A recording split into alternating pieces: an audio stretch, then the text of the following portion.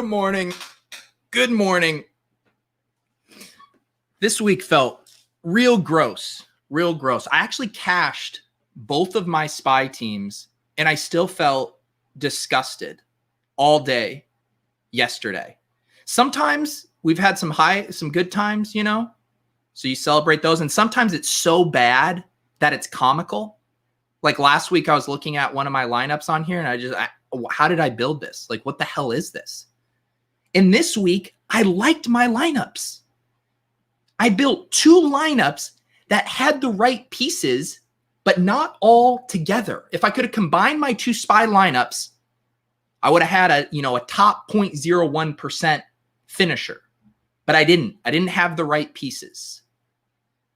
So we're going to look at some lineups today. Hopefully you guys had a better week 13 than me. Like I said, it'll be fine for the spreadsheet. It'll be fine for the spreadsheet, but I don't feel good. I just don't feel good. When you have Darren Waller, who literally flipped the slate on its head, and you only min cash, you don't feel satisfied. Who do we got in the chat? Mad Max. Because I finally min cash. I hope we didn't get the emotion, but I'm guessing you're happy. You're relieved. A min cash can feel good. Picked a terrible time to tail you, Peter? What picks were you tailing that were terrible? Please tell me. Please tell me. I didn't know I was on the record with so many awful picks. I felt terrible all day yesterday, but ended up having my most profitable day yet. There you go. There you go. I don't know if you guys sweat like me. I do not pull up the live scores. I do not like looking at my lineups. I put in my lineups in the CSV just because then I'll put them in a couple other contests. And if I want to sweat my lineups, I'm like, oh yeah, I have my Waller lineup. Who else is in that lineup? I don't go to DraftKings. I pull up my CSV to remind myself. I'm too superstitious. A watched pot doesn't boil. Min Cash Pete returns. Min Cash Pete is back in a big way. Back in a big way. Spider says the stack tool with Stuart Gibson helped. Yes, if you're watching this and you haven't gone back and watched the show with Stuart Gibson from Advanced Sports Analytics on Friday, I highly recommend it. I got a lot of good feedback on it. Stuart was great. I believe the free trial for the player correlation tool is probably done, but honestly, it's worth it to get the sub. I get the sub stack as well. He breaks down the showdown slates along with the main slates from a correlation standpoint. I think there was a lot of good information in there, and it wasn't just specific to week 13. I think it has evergreen appeal if you want to circle back to that sometime. Pete, are we too deep on the correlations? I don't think so. I don't think so. The correlations are not the end all be all. They are a tool to point us in the right direction. They're a tool to help us eliminate the number of decisions we have to make. I'm team correlations, baby. I'm making eggs because I crushed my bankroll yesterday. I recommend going down to Top Ramen, Clay. Rice and beans, maybe. Eggs could be a little pricey in this economy. Let's look at some lineups. We'll update the spreadsheet in real time. One of the most compelling pieces of internet media right now is me updating my RG single entry challenge sheet in real time. My beautiful conditional formatting, updating in real time. It's magical. It's magical. It's something NBC would push up an NFL game for, to watch Peter update his spreadsheet.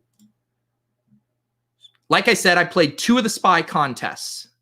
We were back to the regular SPY. Oh, this is the millionaire. I don't know. I had the millionaire up. We can look at that in a little bit. The first contest here, the big SPY, $500,000, 100K to first, 5,555 entries, 1,160 get paid. I finish here in 885th place with a Taysom Hill lineup at 3%. I mentioned this on one of my fleets right before lock. I said, if Taysom Hill to Michael Thomas goes bonkers, it was my beautiful brain that got me on that play. If it flops, it's Derek Carty's fault. Derek Carty was extremely high on Taysom Hill and Michael Thomas in this spot, and I think rightfully so. I was on Michael Thomas before the Cardi stamp of approval. I felt good about him early in the week, but I was not on Taysom Hill early in the week. And I pull in my spreadsheet here. I can show you guys. I've showed you this before. One of the things I like to look at on Sunday mornings is just a very simple thing here. Ceiling projection to ownership. You'll notice here on the Taysom Hill, I was seeing a lot of green. Cheap price tag. Cardi actually had him as, what was this? The third highest, tied for the second highest ceiling projection on the slate, and at 3% ownership. And I also loved Michael Thomas. So when I kind of worked through that and then thought of the ownership on Taysom Hill and Michael Thomas, I was never not running that out as my main stack. In Cardi, we trust. In the blitz, we trust. Taysom Hill at 3% to Michael Thomas at 7.7%, coming off of 3 straight games with like a 41% market share. I feel really, really good about that stack. And then Calvin Ridley also looked to me like one of the best bringbacks at low ownership. I thought you could have played either him or Julio because the ownership and the price weren't that different. I just decided to take the guy I felt was more healthy and maybe the slightly better player in the offense. I don't even know if that's a hot take. Do people think Ridley's better than Julio these days? Anyways, I knew I was going to be getting him at low, so I was very happy with the skinny stack. Normally, you guys know me. I'm normally double stack Pete with the bring back. This one, I didn't mind doing the skinny stack because we know Taysom Hill is going to rush so much. I feel really good about that skinny stack, man. Look at those ownerships. We give ourselves a high ceiling with Ridley and Thomas in a dome game. Trademark Derek Carty. No one else is allowed to say dome game other than Derek Carty. He gave me a little kickback on the royalties. Yeah, dude, my crown balance is popping. I'm grinding the crowns hard. Blender says I should spend them. He says I should spend them. I say no. I want to have a $100,000 crown balance. Crowns are like Bitcoin. The value only goes up. Cardi looks like he runs a lacrosse summer camp in his spare time. Oh, man. Yeah, Ridley was close to a couple TDs, Eric. We were tilting in our Tilt Space chat yesterday, and I said something along the lines of how many touchdowns is Calvin Ridley going to miss out on? What else here? I was always jamming Myles Gaskin. He was popping in the Pete injury return model.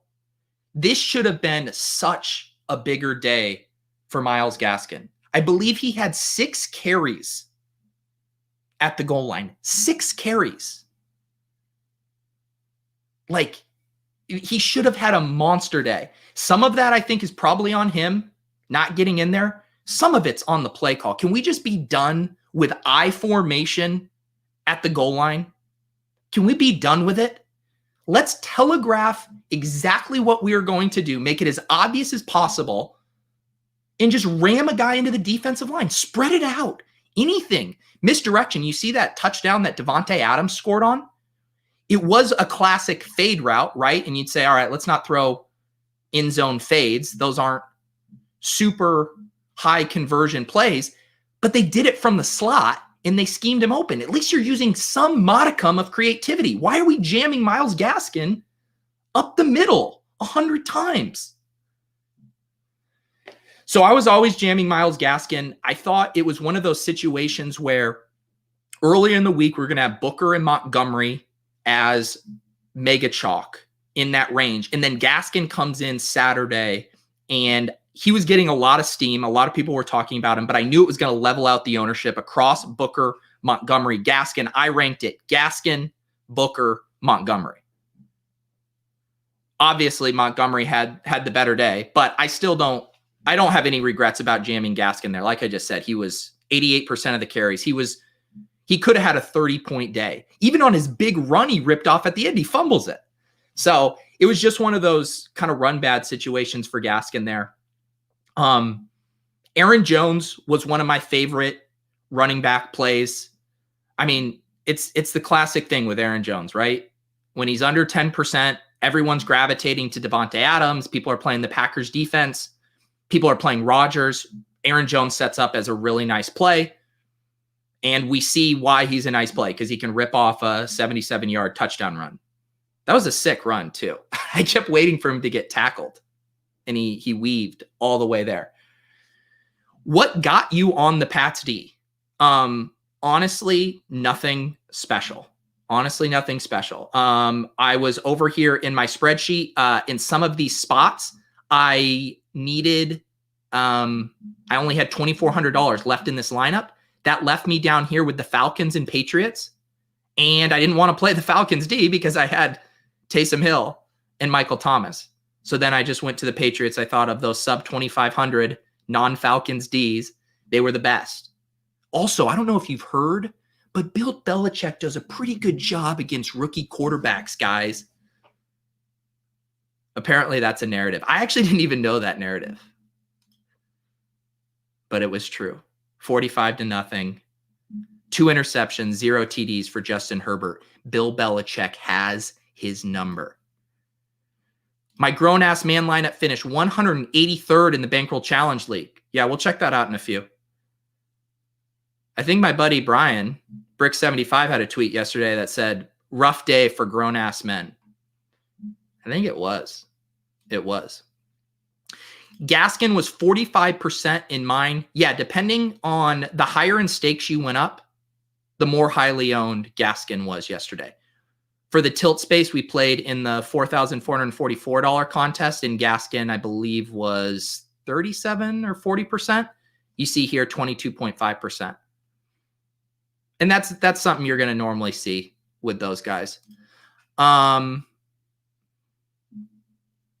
Did you know that Cam and Pat's D is actually positively correlated? I did, and swapped off it at the last second like a big old fish. Wow. I thought that sentence was going somewhere else at the first. I thought you were about to victory lap. You're very sharp, surprising correlation play. Why did I fade the highest total of the week? Which one was that? Cleveland and Tennessee? I'm not making conscious decisions to fade that game. I made conscious decisions to fade Derrick Henry. I had a lineup I built 4 or 5 lineups yesterday, and I did have a Tannehill stack in one of the $50 single entries, the Red Zone Spy. I had a Tannehill double with A.J. Brown and Ferkser, and I brought it back with Kareem Hunt. So it just didn't make it into this lineup. Let's finish talking about the rest of this lineup here. So I didn't have as much correlation here as far as Aaron Jones, Myles Gaskin. Cooper Kupp was actually one of the last guys I put in my lineup here after I built this out. I played Jordan Akins. I liked the ownership I was getting here on Jordan Akins. Earlier in the week, he was going to be super chalky. And then we get Irv Smith out, so Rudolph becomes a little more popular. And then Ferkser is the big one. Ferkser was mega owned. And so I thought getting Jordan Akins as kind of leverage on the Brandon Cook ownership, on the QT ownership, and getting a really cheap tight end, it just kind of checked a lot of the boxes. And I wouldn't have wanted to play Akins at 20%, but I knew we were going to be getting him down here in the 10% range, and I felt good about that. And then I knew I wanted a Colt. The Colts are tricky, right? Because every week they have one of the higher implied team totals on the slate. And yet people don't like playing them because it's hard to know where the production is going to come from. You play Michael Pittman, and then it ends up being the T.Y. Hilton game. I liked both Jonathan Taylor and Michael Pittman. Leone was pushing hard for Jonathan Taylor. We played him in our $4,444 lineup. I went Michael Pittman here because I needed more the receiver in this spot. I didn't want to play 3 running backs. So I went with that little mini correlation there. Didn't quite get there. Obviously, only 9.6 points. And then, I had 6,100 left for my flex. This might be the one play that I got a little lazy on. And I'll admit this. I will admit this. So I had built most of this lineup, and I liked Cooper Kupp. I thought he was a good play, but I also knew he was going to be popular. And so I was talking through scenarios with myself of, all right, what happens if this lineup is buried early? I can't just play a one-off chalky Cooper Kupp. I knew I had to have some pivots in mind. And I'd messed around with some of this stuff with Aaron Jones, with Chris Carson. I also could have saved the money going down to Robert Woods, but I didn't think their ownership was going to be meaningfully different enough to actually get leverage. And I admittedly got a little lazy, and I didn't have a super clean 2v2 swap that I felt good about in the case that this lineup was buried. Ultimately, I felt okay letting it ride because Taysom, Calvin, and Michael Thomas had okay games, and the Patriots D hadn't gone yet. But I ended up letting it ride there, thought I could eat the cup chalk, but that was probably my one kind of leak in this lineup, is not giving myself more outs to get off a chalky Cooper Kupp as a one-off. Patriots D is just, again, looking for defenses that are cheap and that are low owned. And I honestly didn't put too much thought into it. I wish I could take credit for my beautiful brain identifying the Patriots as a smash. Just ran hot on that. All right. Let's look at, in this other lineup I built in the spot. Actually, let's update the spreadsheet while we're here. Let's update the spreadsheet. 166.68. Everyone grab their popcorn. Pete's updating his spreadsheet. $150.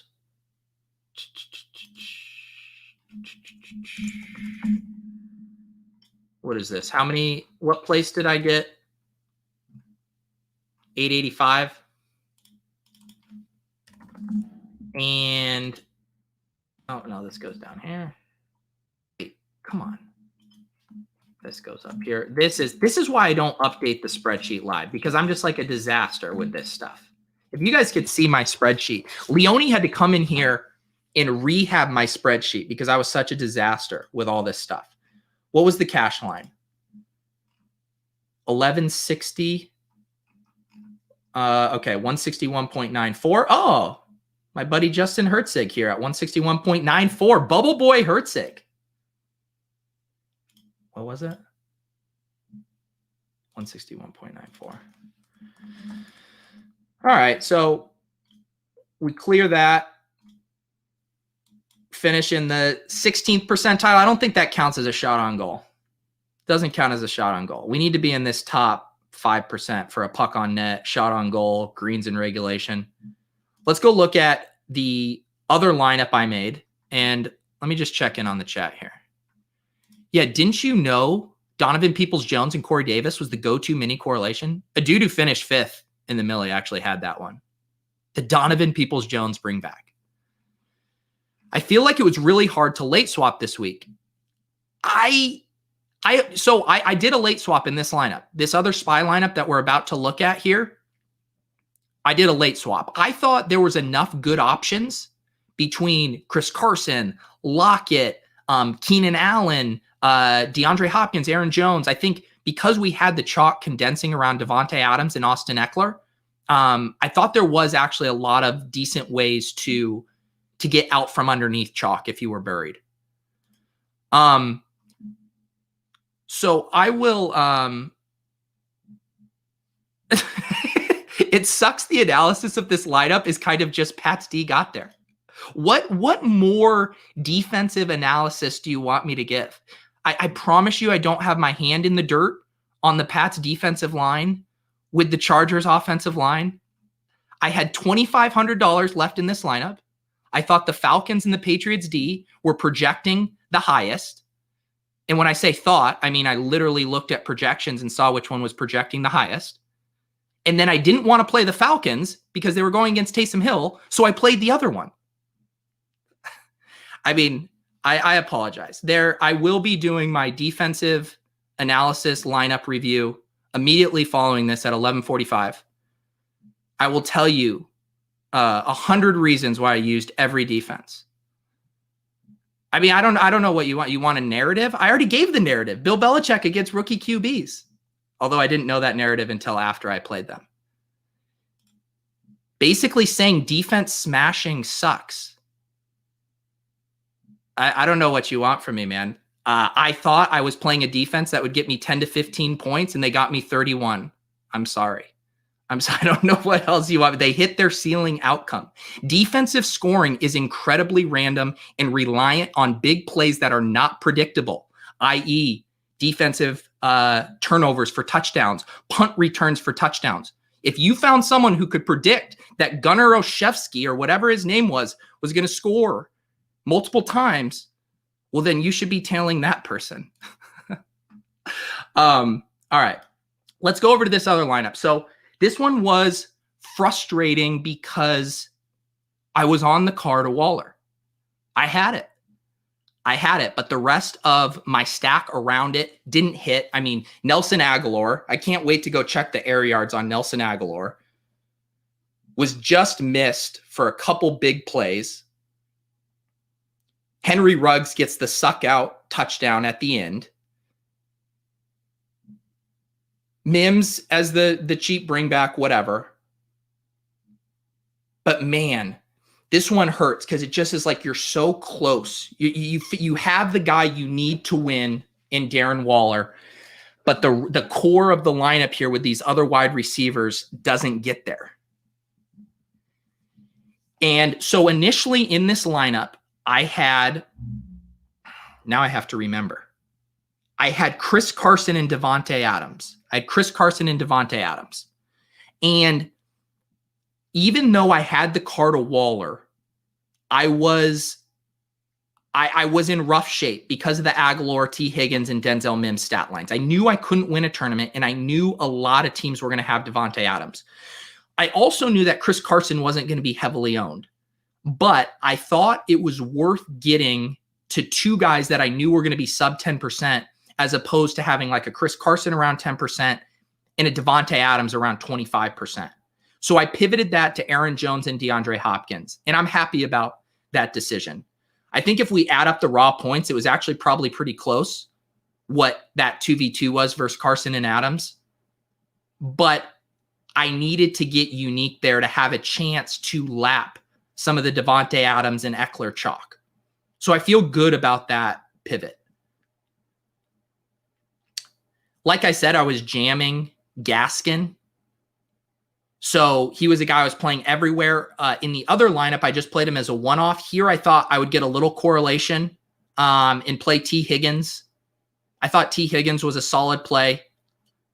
It was disappointing he didn't get more targets after Tyler Boyd got ejected. I also saw that he tweaked his hamstring. I don't know when that happened in the game, but I thought as a guy who continues to produce, I think even after today now, I think he's only had 2 games under 10 DraftKings points since week 2. He's just been really, really good. And I thought it made sense here if we got a ceiling game from Gaskin that someone on the Bengals would have a big game. It ended up being T. Higgins or Tyler Boyd, who then got ejected. Colts D, I had some money here for defense. I figured if everyone is playing now I'm going to get some defense analysis for you guys. You love my defensive analysis.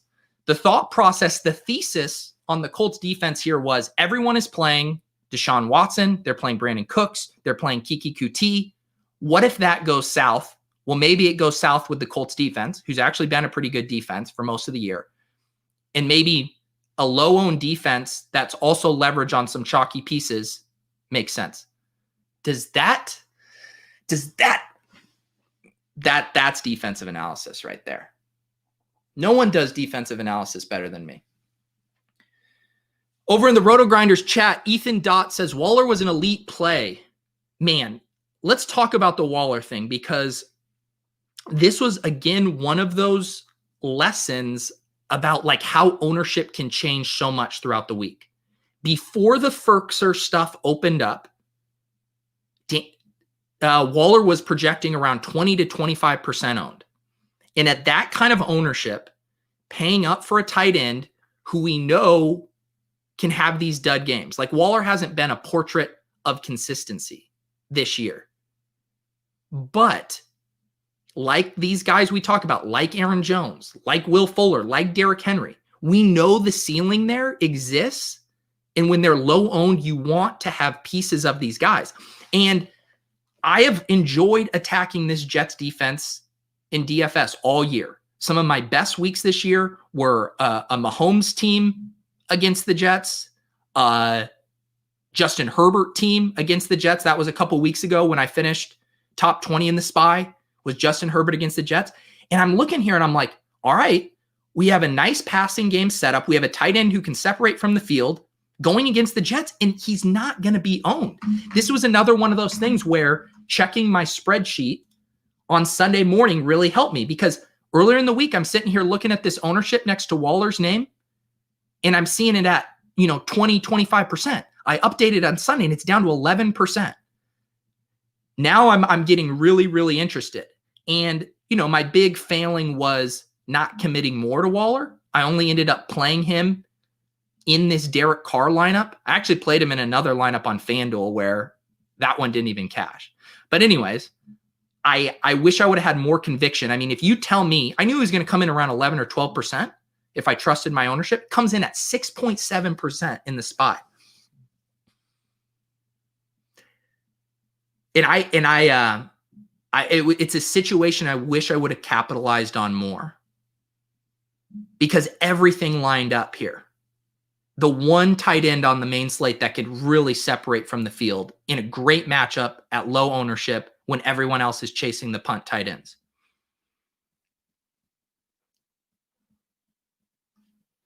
Brian Hooper in the chat. How is the Jim Cramer head-to-head GPP challenge proceeding? Yeah, if you guys weren't hanging out online on Twitter on Saturday evening, I was trying to get a little head-to-head GPP with Jim Cramer going. I did subtweet him. I forgot to tag him. I thought Jim Cramer and his 1.4 million Twitter followers probably wouldn't see my tweet whether I tagged him or not. Luckily, Chris Randone, the hero we deserve, came in and tagged him for me. It made it seem like Chris was going to broker a head-to-head GPP challenge, but then it all went sideways. Didn't happen. If anyone knows Jim Cramer, I would love to go head-to-head, toe-to-toe with Mr. Mad Money himself. Apparently, he's really getting into DFS these days. And I'd like to challenge him. I would. So if anyone can make that happen, please help me out here. This is true. I am the Fleet Overzet is the DST specialist. Come to me for all your DST needs.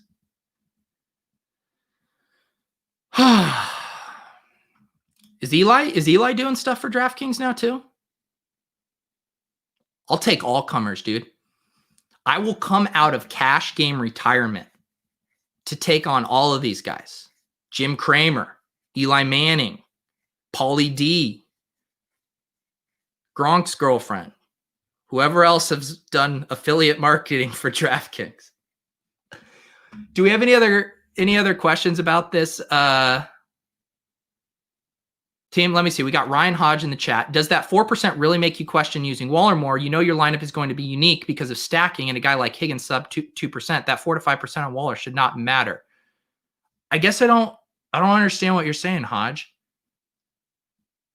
You know your lineup is going to be. I'm talking about using Waller in other lineups. Like if we know one of the things I talk about with Brian is if the DFS gods came down and gave us the ownership numbers ahead of time, and I was projecting him around 11% ownership, looking at average ownership projections across. If you tell me if the DFS gods say, no, Peter, he's actually coming in at 6.7%, I'm going to even try to have more of him. I think the difference there is meaningful enough that that's kind of an absurd ownership for a guy in a great spot who can separate from the field at his position. But I might not. Oh, yeah. And that's what I'm just saying. I do think that number is meaningful. It was enough for me to get it. I played 2 SPY lineups, right? I put him in 50% of my lineups, assuming at 11% ownership. And I'm saying I think I would have had even more if the DFS gods told me he was going to come in at 6.7% ownership. Yeah.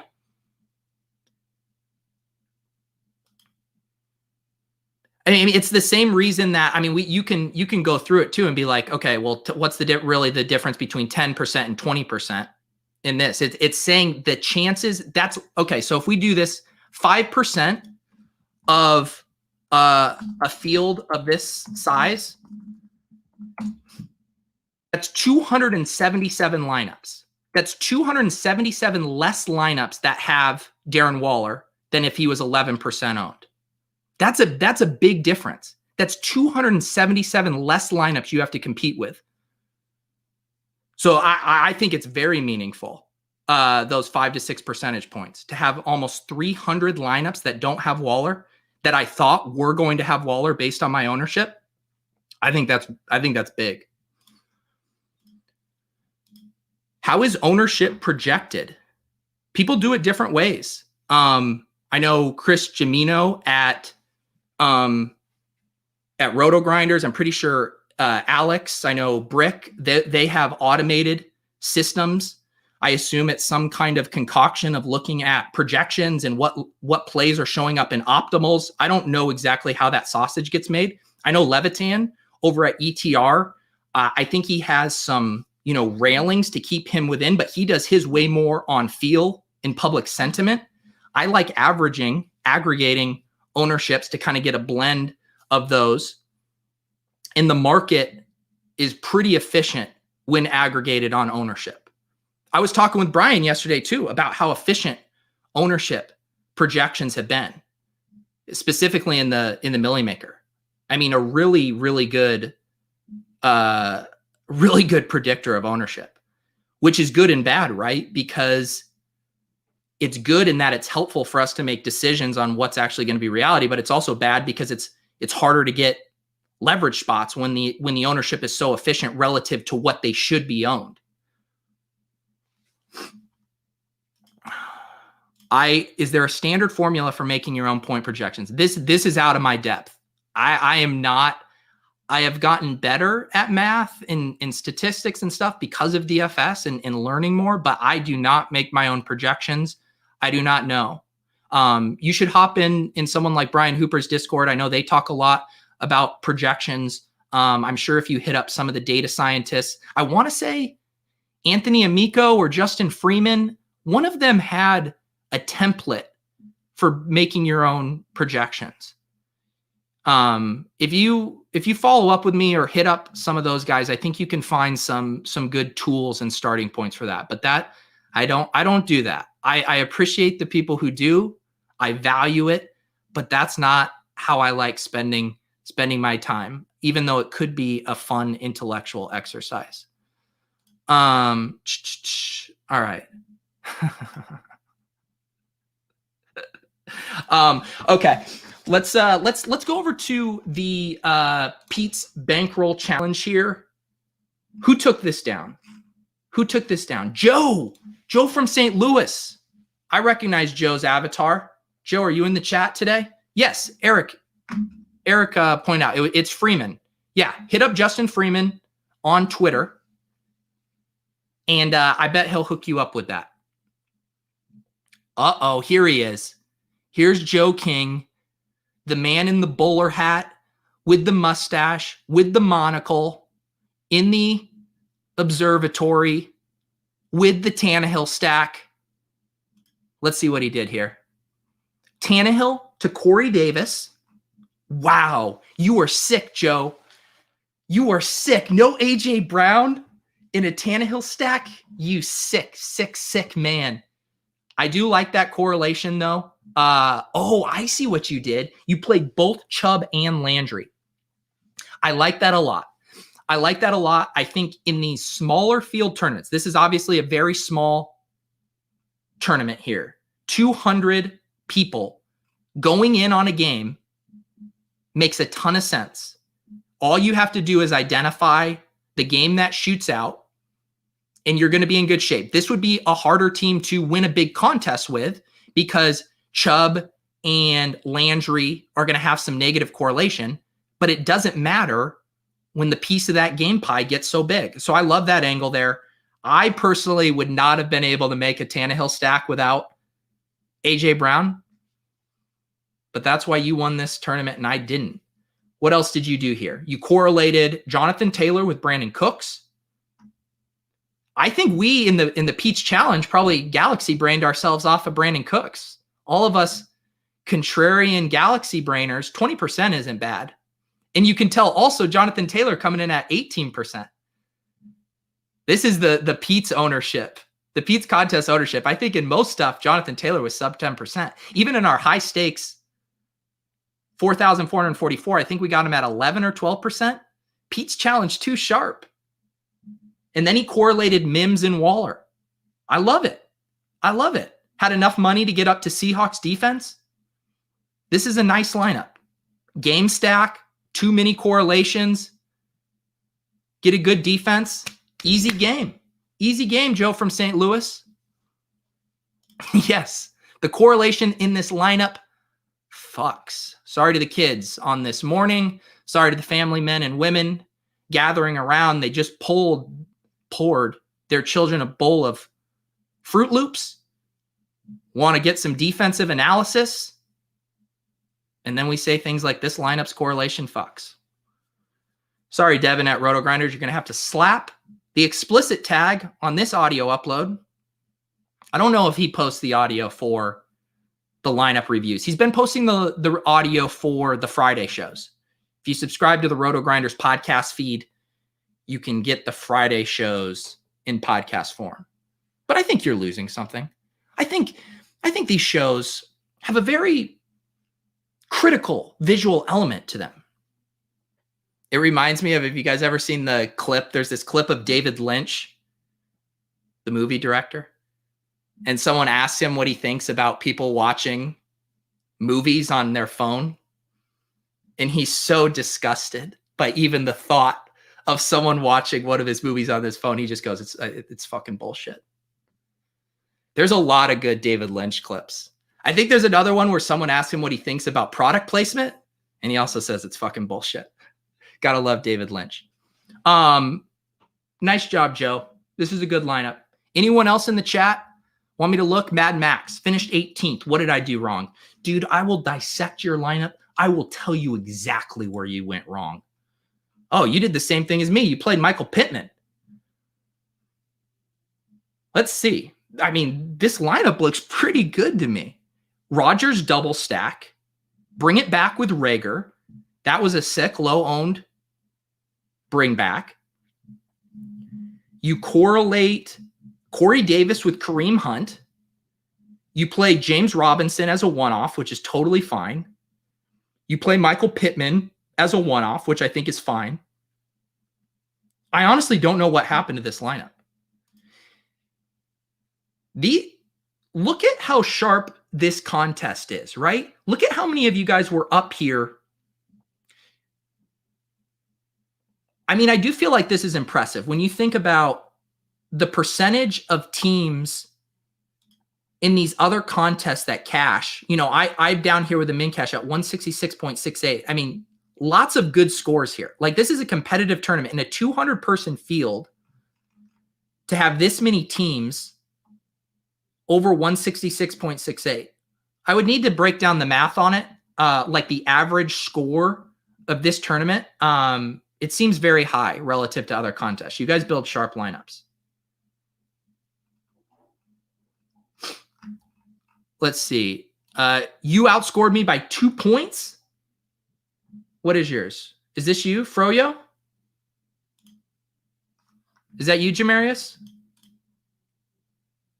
David Lynch on the Cleveland show is hilarious. Aaron Rodgers, Adams, Lazard. Nice. No Eagles bring back. I think that's fine in this spot. Robinson and Gaskin, jams. Justin Jefferson at 12.5%. Super nice. I had a hard time with the Vikings this week because it was hard to get clean leverage off of Dalvin Cook because both Jefferson and Thielen were projecting for similar amount of ownership. What did I have them at here? Thielen 13%, Jefferson at 15%. To get them here, to get Jefferson as a one-off at 12.5%, I don't think that's bad at all. Jets defense, the uber punt. Oh, you're med school. Sorry. Here I was reviewing someone else's lineup. You guys are sharp, man. Every week I say, why don't I play James Robinson? I just like, I even did a message. I did a fleet about it Saturday night or Friday. I was like, Peter, don't keep fading James Robinson every week. Appropriate price tag, moderate ownership, voluminous workload. Like, what am I doing? I do think I would have had a little more James Robinson if Myles Gaskin didn't open up. I thought Myles Gaskin was a very similar play. That was also $1,400 cheaper. But man, James Robinson he's such a good play. Man, look at us. All of us loved Michael Pittman, huh? I thought it was a good play. Tannehill to Corey Davis. How did you guys all get on Corey Davis without A.J. Brown?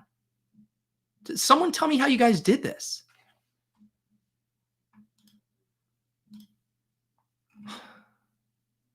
I don't know how you guys got on that.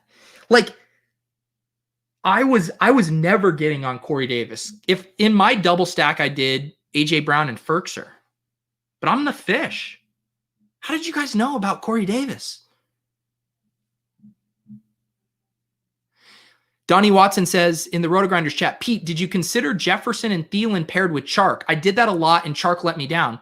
It's funny. I actually did Jefferson with Thielen in a lineup. Let's see if I can pull up a spy. One of my, or it wasn't the spy. It was the red zone. I built 5 lineups this week. Let me pull up these 2 red zones. I didn't cash either of these, but one of them had Jefferson and Chark. I did like that. Here you go. Yeah.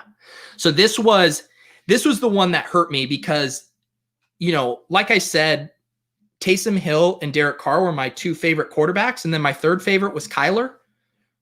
So in this one, I did a Kyler to Isabella and Hopkins. And then I thought I would get really unique and not bring it back with one of the chalk Rams wide receivers, instead do Tyler Higbee. That afforded me a little bit more money for the Jefferson and DJ Chark correlation. And yeah, you needed the Jefferson and James Robinson, not the Chark, unfortunately. But I did like that. I did like that correlation a lot. I thought Chark was really standing out in that mid-range. Your account balance looking a little slim. Need a big one this weekend. Yeah, can't disagree with that. Yeah, so I did have some Chark. What was my other red zone here? Oh, here's my Tannehill one. This was my Tannehill. Tannehill to A.J. Brown and Ferkser. I decided to bring it back with Kareem Hunt. I liked Kareem Hunt at 5,400. I thought that it was the right game script if I'm projecting the Titans to be out front scoring or throwing. Kareem Hunt coming back in garbage time. He actually had a couple goal line carries too. At 5,400, I didn't mind that play. I did play Booker here as a correlation with Mims, and then I played a one-off Michael Thomas. That's one of the things that I'm trying to get better at, because I'll identify these spots like, okay, I love Taysom Hill and Michael Thomas and then the Ridley bring back. But then sometimes I'll go to build my other lineups and I'll forget, like, no. You can play some of these guys as one-offs that aren't going to be super popular, even if you don't have the stack around it. So I reminded myself, Peter, you like Michael Thomas. You can play him in other lineups other than your Taysom stack.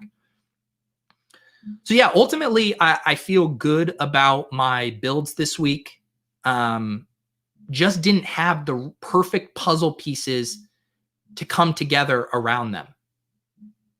Missed on the wide receivers here, but nailed Waller and Carr over here. Now I don't even know where my lineups are. You get what I'm saying, though. You get what I'm saying. Could you take a look at the lineup I threw in the $65,000 Sunday NFL Stiff Arm on FanDuel? It's the 75 single entry contest. I'm not in that contest, so I don't. That'll be tricky for me to find. But if you want to hop in the Discord and post a screenshot, you guys, there's lots of good conversation going on the Discord. If you're on my YouTube channel, there's a link down below. You can post your lineups. People will discuss it. All you need to do is tag me in there. And I'll give you a few thoughts if you want to do that. Hop in the Discord. We can talk more about the lineups today. Rob, AJ was overpriced. That's why he was low owned. He's boomer bust. That's what we want in GPPs. That's what we want in GPPs. DJ Dog says, trust the process, Pete. Yeah, I felt sick to my stomach yesterday because I felt like I was on the right things, but I just didn't get there. I just didn't bring it home. All right, guys, I'm going to head out. I got a long Monday ahead of me. We have Monday Night Football, doubleheader. Oh, I believe I need to touch base. I think I am going to do a show tonight with Joe Holka, I believe on my channel. I think we're going to talk about the showdown slate. I think we're going to talk about the Bills 49ers. Wanted to start doing a little, just quick little showdown video. I think we'll go live for like 20 minutes around 7:30 p.m. Eastern. If you guys want to tune in, and we'll talk about that showdown contest. So that should be fun. New thing going to try out with Joe if you want to tune in for that. I have down below, if you guys want to watch our video from the Tilt Space last night, if you guys enjoy lineup review, we kind of broke down our pitiful lineup in the $4,444 contest yesterday. Please subscribe to RotoGrinders. Please subscribe to my channel. We will be back later tonight to talk showdown. Appreciate you guys as always. Have a wonderful week.